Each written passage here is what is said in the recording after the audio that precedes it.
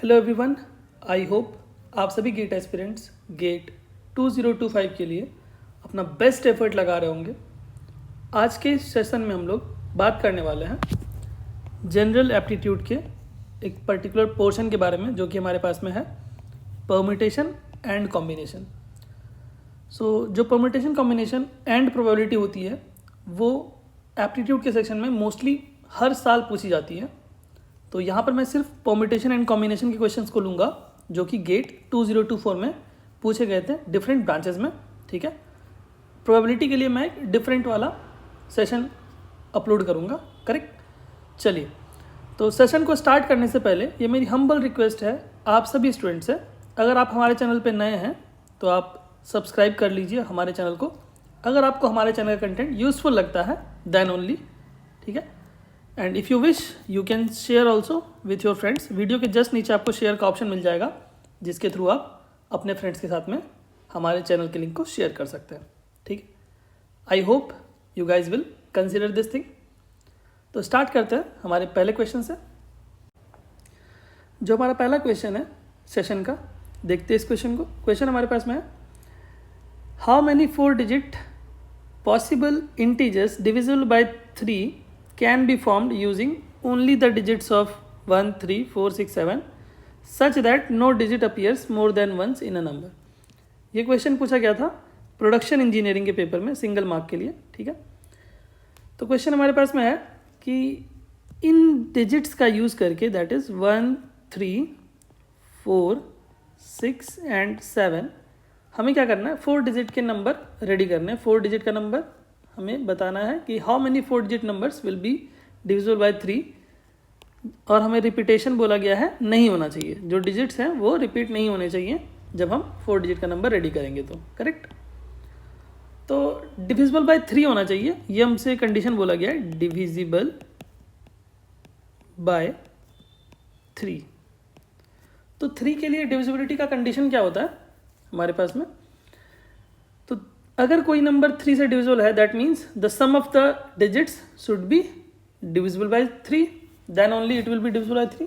ठीक है, तो अगर आप यहाँ पर सम करेंगे सम ऑफ ऑल दीज नंबर्स, मैं यहाँ पे ये सारे नंबर्स का सम क्यों कर रहा हूँ, मुझे तो 4 डिजिट के ही नंबर रेडी करने, अभी आपको पता चल जाएगा। देखिए 1 + 3 + 4 + 6 + 7 कितना हो रहा है, 6 4 10, 10 7 17, 17 और 4 21। करेक्ट। बट हमें क्या करना है, हमें सिर्फ तो 4 डिजिट के नंबर ही बताने, 4 डिजिट के नंबर ही बताने। इसका मतलब क्या है, इन पांचों नंबर में से हमें क्या करना पड़ेगा, कोई एक नंबर रिमूव करना पड़ेगा सच दैट उनका सम क्या होना चाहिए, डिविजिबल बाय 3 होना चाहिए। तो इन पांचों नंबर्स का सम, इन पांचों डिजिट्स का सम हमारे पास में क्या है, 21 है। ठीक है, अभी इन पांचों में से किस वाले नंबर को हमें रिमूव करना है such that that number should be divisible by 3। ठीक है, तो अगर मैं करूं, पहला केस लेता हूं कि अगर मैं रिमूव कर दूं, रिमूव 1। ठीक है, अगर मैं इस 1 को रिमूव कर देता हूं तो हमारे पास बाकी जो 4 नंबर हैं वो उनका सम क्या हो जाएगा, बताइए मुझे। उनका सम हो जाएगा 3 मैं यहाँ पर लिखता हूँ रिमूविंग 1। अगर मैं रिमूव करता हूँ 1 को तो बाकी नंबर्स कितने बचेंगे, 3, 4, 6 एंड 7। कितना हो जाएगा इनका सम बताइए, 6 4 10 और 10 10 20, नॉट डिविजिबल। करेक्ट। सिमिलरली अगर मैं हटा दूँ 3 को दैट मीन्स रिमूव 3, क्या हो जाएगा फिर आ जाएगा हमारे पास में 1 + 4 + 6 + 7। कितना आ रहा है सम इसका सम आ रहा है 6 4 10, 7 17, 17 और 1 18, डिविजिबल बाय 3। करेक्ट। और क्या आ रहा है, और आ रहा है हमारे पास में रिमूव 4। अगर मैं 4 को ही रिमूव करता हूँ तो क्या आ जाएगा, 1 + 3 + 6 + 7। कितना आ रहा है इसका सम, इसका सम आपको मिल जाएगा 6 4 10, 10 और 7 17, not divisible by 3। Correct. Similarly अगर मैं रिमूव करता हूँ, रिमूव किसको रिमूव कर दूँ, 6 को, तो क्या आएगा, तो आएगा हमारे पास में, मैं यहीं पे लिख देता हूँ, कितना आ जाएगा 1 + 3 + 4 + 7 कितना आ रहा है ये, दैट इज़ नथिंग बट, ये आ जाएगा हमारे पास में 7 और 3 10, 10 और 5 15, डिविजिबल बाय 3, करेक्ट। एक केस बच गया तो मैं इसको थोड़ा सा ये कर देता हूँ,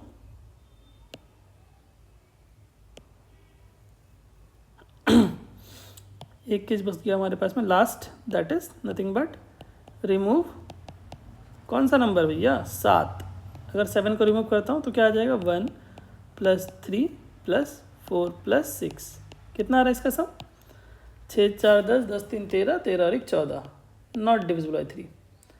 तो आप देखेंगे मैं ऐसा क्यों किया, मैंने ऐसा, मैं ये बारी बारी से मैंने ऐसा क्यों लिखा है, क्योंकि अगर आप सिर्फ ऐसे इस तरह से करके करेंगे ना, लाइक सबसे पहले आपने इन 4 नंबर का सम देखा, फिर आपने इन 4 नंबर का सम देखा, फिर अगर आप इस तरह से करके इन 4 नंबर का सम देखेंगे, इस तरह से करके कोई एक पैटर्न छूट सकता है। बट अगर आप इस तरह से करके चेक करेंगे ना, तो आपके पास में कोई भी केस रिमूव नहीं होगा। दैट मीन्स आप हर एक केस को यहाँ पर लिख पाएंगे और आपसे क्वेश्चन करेक्ट बनेगा। बट अगर आप पहले ऐसा करेंगे, इस 4 नंबर का सम करेंगे, फिर आप इस 4 नंबर का सम करेंगे, फिर आप इस 4 नंबर का सम करेंगे, फिर आप इस 4 नंबर का सम करेंगे, इस तरह से करके मे बी कोई एक केस आपसे छूट सकता है। बट अगर आप ये अप्रोच लगाएंगे तो क्या होगा, आपका हर एक केस कवर हो जाएगा। ठीक है, तो अभी हमें पता चल गया कि ये वाला केस डिविजिबल बाय 3 नहीं है। ठीक है, ये वाला केस भी डिविजिबल बाय 3 नहीं है, ये वाला केस भी डिविजिबल बाय 3 नहीं है, सिर्फ ये 2 केसेस डिविजिबल बाय 3 हैं। दैट मीन्स दीज 2 केसेस, कौन कौन से केसेस है, रिक्वायर्ड केसेस। ठीक है, तो सबसे पहले हमारे पास में अगर हम कौन कौन से नंबर लेंगे, दैट मीन्स 1 4 6 एंड 7, इन चारों नंबर को लेंगे अगर हम और 4 डिजिट के नंबर रेडी करेंगे तो क्या होगा हमारे पास में, इन चारों नंबर को हम क्या करेंगे, 4 फैक्टोरियल के बेस से क्या कर देंगे, अरेंज कर देंगे। 4 फैक्टोरियल के बेस से हम क्या कर देंगे, यहाँ पर अरेंज कर देंगे। तो क्या आ जाएगा, 4 factorial which is nothing but 24 ways, 24 numbers ऐसे होंगे जो कि हम इन 4 नंबर की मदद से बना सकते हैं, जो कि 3 से डिविजिबल होंगे। करेक्ट। सिमिलरली जो हमारे पास में दूसरा केस था जो कि डिविजिबल बाय 3 था, वो कौन सा था, दिस वन, दैट इज 1 3 4 7। ठीक है, तो इन 4 प्लेसेस पे अगर हम इन 4 नंबर को अरेंज करेंगे तो क्या होगा, 4 factorial that is 4 × 3 × 2 × 1 which is nothing but 24। So 24 + 24 कितना आ जाएगा, 48। टोटल 48 वेज होंगे, there will be total 48 ways से हम इस चीज़ को कर सकते हैं। दैट मीन्स टोटल 48 नंबर्स ऐसे हम रेडी कर सकते हैं with the help of these numbers such that, जो कि हमारे पास में 3 से डिविजिबल होगा। ठीक है, तो ऑप्शन कौन सा होगा हमारे पास में, option B that is 48 is our correct answer. ठीक है, सो इस क्वेश्चन से सीखने वाली बात यह है कि ये जो अप्रोच है ये आप लगाइए।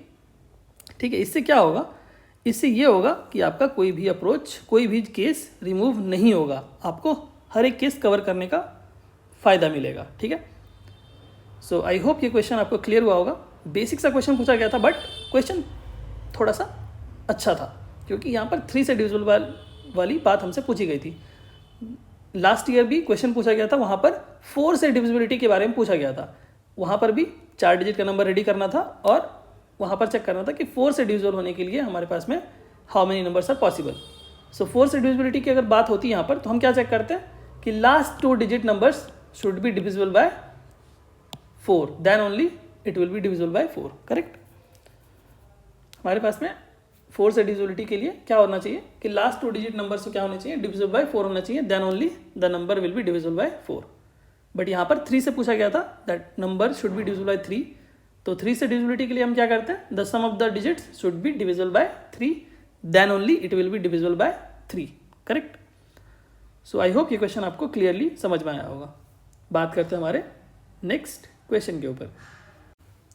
चलिए, जो हमारा नेक्स्ट क्वेश्चन है, ये क्वेश्चन पूछा गया था गेट 2024 के बायोमेडिकल के पेपर में पूछा गया था वैसे तो, बट फिर भी इर्रिस्पेक्टिव ऑफ ब्रांच, अगर आप सॉल्व कर रहे हैं जनरल एप्टीट्यूड का पेपर, तो वो किसी भी ब्रांच का आप सॉल्व कर रहे हैं, that means you are solving for your own branch as because general aptitude का पेपर एंड सिलेबस कॉमन होता है हर एक ब्रांच के लिए, ठीक है।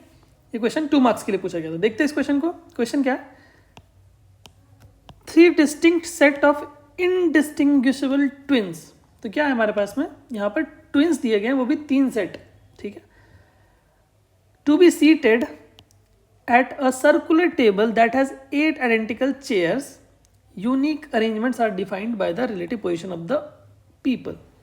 तो यहाँ पर क्या है कि 3 सेट हैं ट्विंस के। मैं मान लेता हूँ 3 सेट्स जो हैं वो ट्विंस के, वो हैं ए बी बी, क्योंकि ट्विंस है, और एक है सी सी।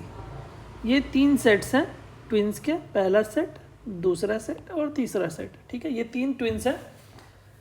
बोला गया इनको कि इनको एक सर्कुलर टेबल पे हमको बिठाना है, करेक्ट। तो मैं मान लेता हूँ कि उनको एक सर्कुलर टेबल पे हमने बिठा दिया है, ठीक है। अभी इस सर्कुलर टेबल पे कितने पोजीशंस हैं? 8 हैं। 1 2, ठीक है, 1 2 3 4 5 6 7 8, करेक्ट। अभी आप मुझे बताइए कि यहाँ पर हमारे पास में सर्कुलर की बात हो रही है, सर्कुलर टेबल पे, ठीक है, अरेंज करना है, और हमारे पास कंडीशन क्या गिवन है? How many unique sitting arrangements are possible such that each person is sitting next to their twin. जो सपोज करिए कि अगर यहाँ पर मैंने ए को बिठाया है, तो यहाँ पर भी मुझे ए को बिठाना पड़ेगा, ठीक है। दैट मीन्स जो ट्विंस है वो आपस में एक साथ बैठने चाहिए। यही बोला जा रहा है कि ट्विंस क्या होने चाहिए? एक साथ बैठने चाहिए, करेक्ट। अभी क्या कर सकता हूँ मैं यहाँ पर? सपोज करिए मैं इसी बात को, अगर मैं सपोज करिए मैं ये जो हमारे पास में ट्विन है ए बी बी और यहाँ पर सी सी, अगर मैं ऐसा बोल दूँ कि अगर मैं यहाँ पर सपोज करिए ए को बिठा रहा हूँ जो सेट 1 है, उसके बाद सेट 2 को मैंने मान के चलिए सपोज करिए मैंने यहाँ पे बिठा दिया, करेक्ट। और सपोज करिए मैंने सेट 3 वाला जो है, दैट इज ये मान लेता हूँ मैं set 1 set 2 set 3, correct. Set 1 set 2 और जो थर्ड वाला है मैं उसको यहाँ बिठा देता हूँ, करेक्ट। सपोज करिए मैंने उनको वहाँ बिठाकर फिक्स कर दिया, मैं अरेंज कुछ नहीं कर रहा हूँ अभी, मैं सब चीज़ आपको समझाऊंगा, ठीक। ऐसे में सपोज करिए मैंने इसको बिठा दिया इन तीनों सेट 1 सेट 2 एंड सेट 3 को, ठीक है। अभी अगर आप ध्यान से देखेंगे तो आपको क्या दिखेगा कि ये 2 जो चेयर्स है ना, वो क्या है? खाली है, ठीक है। तो हमें क्या चाहिए कि हमें ये जो सेट 1 सेट 2 और सेट 3 हैं, ये कहीं पर भी बैठे, ये या तो यहाँ बैठे या फिर यहाँ बैठे, वो एक साथ बैठने चाहिए, ठीक है। सेट 1 सेट 2 एंड सेट 3 कहीं पर भी बैठे वो एक साथ बैठने चाहिए, करेक्ट। बट जो कहीं पर भी बैठेंगे, लेकिन ये जो 2 सीट्स हैं, this seat and this seat, इस केस में तो ये 2 सीट है, अगर ऐसा बैठेंगे ऐसे बैठेंगे तो ये 2 सीट खाली हो जाएंगे हमारे पास में, करेक्ट। तो किसी भी केस में 2 सीट तो वेकेंट ही रहेंगी, करेक्ट। अब अगर सपोज करिए मैं इसको सर्कुलर वे में नहीं देख रहा हूँ, मैं इसको जनरल देख रहा हूँ। इन जनरल सपोज करिए कि हमारे पास में, मैं इसको सर्कुलर की तरफ से नहीं, अभी मैं इसको नॉर्मल वे से बनाऊंगा। 1 2 3 4 5 6 7 और 8, ये 8 हमने सीट बना दिया। लीनियर अरेंजमेंट अभी हम देख रहे हैं, हम इसको सर्कुलर में सोच ही नहीं रहे हैं, हम इसको सपोज कर रहे हैं एक लीनियर के तरीके से बना देते हैं अभी हम, ठीक है। विजुअलाइज करने के लिए कर रहा हूँ मैं ऐसा नहीं बोल रहा हूँ कि आप इसको सर्कुलर को लीनियर में बनाइए, नहीं, मैं विजुअलाइज कराने के लिए आपको करा रहा हूँ, ठीक है। तो हमने क्या किया, हमने सपोज करिए कि हमने पहला सेट को यहाँ बिठा दिया, ठीक है। फिर दूसरे सेट को हमने यहाँ बिठा दिया, करेक्ट। फिर तीसरे सेट को हमने मान लीजिए यहाँ बिठा दिया, करेक्ट। 8 पोजीशन थे, 8 पोजीशन में हमने 3 सेट को बिठा दिया। अभी आप देखेंगे कि ये वाला 2 जो पोजीशन है वो क्या है? वेकेंट है, करेक्ट। अभी आप देखेंगे कि ये 2 पोजीशन तो वेकेंट है अभी, लेकिन अगर मैं सपोज करो आपको अगर ये पूछूं कि how many possible ways such that these two vacant chairs can be arranged, कितने ऐसे पॉसिबल वेज हैं जिसके थ्रू हम इन दोनों जो वेकेंट चेयर्स हैं उनको अरेंज कर सकते हैं। तो आप बोलोगे कि सर 1 2 3 और 4 हमारे पास में जगह है और 3 ऑब्जेक्ट्स है, 3 सेट्स है हमारे पास में, 1 2 3, इन तीनों का पोजीशन तो फिक्स है। इन तीनों के पोजीशन फिक्स करने के बाद ये 4 पोजीशन हमारे पास में खाली हैं किसको अरेंज करने के लिए, ये 2 एम्प्टी चेयर्स को अरेंज करने के लिए। तो 4 पोजीशन है, उनमें से हमें क्या करना है, 2 पोजीशन को सिलेक्ट करना है, किसके लिए, एम्प्टी चेयर को हम अरेंज कर रहे हैं, हम ना कि सेट 1 सेट 2 सेट 3 को अरेंज कर रहे हैं, हम क्या कर रहे हैं, एम्प्टी चेयर्स को अरेंज कर दे रहे हैं। ठीक है, तो 4 पोजीशंस थी, 4 खाली जगह थी हमारे पास में, 1 2 3 4। इन 4 खाली जगह में से हम कहीं पर भी क्या कर रहे हैं, 2 जगह को पकड़ के हम उधर बिठा दे रहे हैं, किसको, एम्प्टी चेयर्स को। ठीक है, तो 4c2 इंटू 2 फैक्टोरियल, करेक्ट। तो क्या हो जाएगा हमारे पास में, 4c2 कितना आता है, 4c2 will be nothing but 4 3 2 into 2, ये 2 कैंसिल हो जाएगा, इससे आ जाएगा 3 दूनी 6 6 दूनी 12, that will be our answer. तो आप ये मत समझिए कि हमारे पास में हम क्या कर रहे हैं, सेट 1 सेट 2 सेट 3 को अरेंज नहीं कर रहे हैं, हम जो खाली 2 चेयर थे उनको हमने क्या कर दिया, बारी बारी से हमने पोजीशन चेंज कर दिया। अभी तो यहाँ पर पोजीशन है, फिर हमने ये वाला ले लिया सपोज करिए, फिर हमने क्या किया, फिर हमने ये वाला ले लिया, इस तरह से करके हम इन दोनों खाली चेयर्स को क्या कर रहे हैं, अरेंज कर रहे हैं। ठीक है, हमने विजुअलाइजेशन के लिए मैंने ऐसा किया है, but it is looking somewhat here, not this. ठीक है, हमने विजुअलाइजेशन के लिए यहाँ पर आपके लिए यहाँ पर ये चीज़ करी है। ठीक है, so that's why option A will be the correct answer. ठीक है, ये क्वेश्चन थोड़ा सा ट्रिकी था, but yes this was a good question. ठीक है, 2 नंबर के लिए पूछा गया था, क्वेश्चन का कंसेप्ट अच्छा था। ठीक है, आई होप ये क्वेश्चन आपको क्लियर हुआ होगा। चलिए, जो हमारा नेक्स्ट क्वेश्चन है, ये क्वेश्चन पूछा गया था गेट 2024 के XE that is engineering science के पेपर में, सिंगल मार्क के लिए पूछा गया था ये क्वेश्चन। ठीक है, देखते हैं इस क्वेश्चन को। 2 wizards try to create a spell. Wizard का मतलब क्या होता है, कोई पर्सन सपोज कर लीजिए, या फिर कोई जादूगर सपोज कर लीजिए। ठीक है, या फिर कोई एक एक्सपेरिमेंटल आदमी है जो कि क्या कर रहा है, कुछ क्रिएट करने की कोशिश कर रहा है। क्या क्रिएट करने की कोशिश कर रहा है, क्रिएट अ स्पेल, एक स्पेलिंग क्रिएट करने की कोशिश कर रहा है यूजिंग और all 4 elements water air fire and earth. क्या 4 एलिमेंट्स हैं, वाटर, दूसरा क्या है एयर, तीसरा फायर एंड देन अर्थ। ये 4 एलिमेंट्स हैं।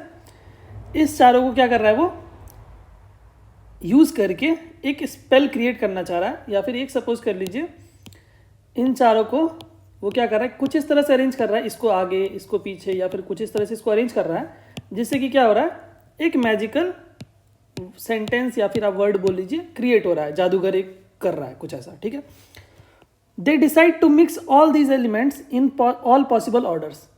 इसको 2nd नंबर पे, इसको 1st नंबर पे, इसको 3rd नंबर पे, इसको 4th नंबर पे, कुछ ऐसा करके वो एक ऑर्डर क्रिएट करने की कोशिश कर रहा है, जिससे कि कोई एक मैजिकल वर्ड बन जाए।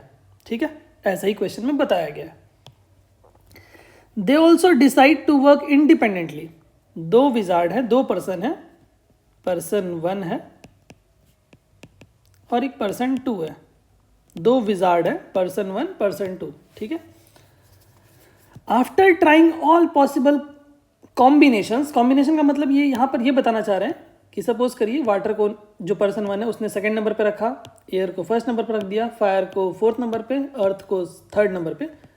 इस तरह से करके उसने जितने भी पॉसिबल कॉम्बिनेशंस हो सकते थे अरेंजमेंट्स, उसने परफॉर्म कर दिया पर्सन 1 ने एंड पर्सन 2 दोनों ने। ठीक है, they conclude that spell doesn't work.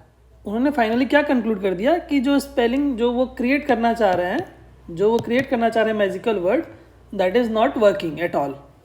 तो अभी क्या बोला जा रहा है, how many attempts does each wizard, person 1 and person 2, कितने ऐसे अरेंजमेंट्स कर सकता है, how before coming to the conclusion independently. ठीक है, यही बोला जा रहा है। तो अभी आप मुझे बताइए यहाँ पर एलिमेंट्स कितने हैं, 1 2 3 4।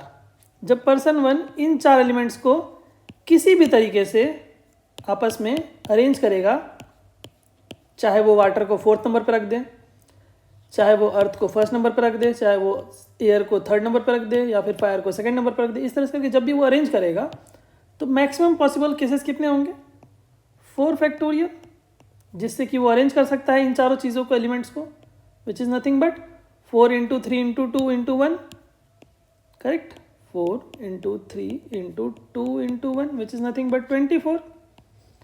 सिमिलरली जो पर्सन 2 है, दैट इज विजार्ड 2, वो भी इंडिपेंडेंटली बोला गया यहाँ पर, वर्क इंडिपेंडेंटली, वो भी वही चीज़ करेगा। ऐसा तो नहीं कि ये जो पर्सन 1 है वो जब अरेंज करेगा इन चारों चीज़ों को, एलिमेंट्स को, तो मैक्सिमम पॉसिबल केसेस 4 फैक्टोरियल होंगे। और जब पर्सन 2 भी जब करेगा तब भी हमारे पास में 4 फैक्टोरियल ही मैक्सिमम वो अरेंज कर सकता है। That means 4 3 2 × 1 which is 24। ठीक है, यहाँ पे हमसे पूछा गया how many attempts does each wizard make before coming to this conclusion. तो पर्सन ए 24 तरीके से क्या कर सकता है, अरेंज कर सकता है इन सारे किसको, एलिमेंट्स को। सिमिलरली पर्सन 2 भी क्या कर सकता है, इन 4 एलिमेंट्स को टोटल 24 नंबर्स बेस से क्या कर सकता है, अरेंज कर सकता है। बट हमें पूछा गया था कि हर एक आदमी, ईच विजार्ड, कितने तरीके से ये चीज़ को कर सकता है। ठीक है, तो हर एक विजार्ड क्या कर सकता है, टोटल 24 वेज से इसको कर सकता है। तो हमसे पूछा गया था कि एक ही आदमी का बताने के लिए, तो एक आदमी कितने तरीके से करेगा, 24 नंबर ऑफ वेज से। ठीक है, एकदम सिंपल सा क्वेश्चन पूछा गया था, बस थोड़ा सा इलेबोरेट करके यहाँ बताया गया था बच्चों को कंफ्यूज करने के लिए। ठीक है, सो आई होप ये जो क्वेश्चन था ये आपको क्लियर समझ में आया होगा। So thank you so much everyone. आप कमेंट डाउन में कमेंट करके हमें बता सकते हैं कि next what topic you want to provide me. ठीक है, एंड अगर आपका कोई भी कमेंट, आपका कोई भी डाउट रहता है तो आप कमेंट डाउन में हमें कमेंट करके बता सकते हैं। ठीक है, thank you so much, thank you, जय हिंद।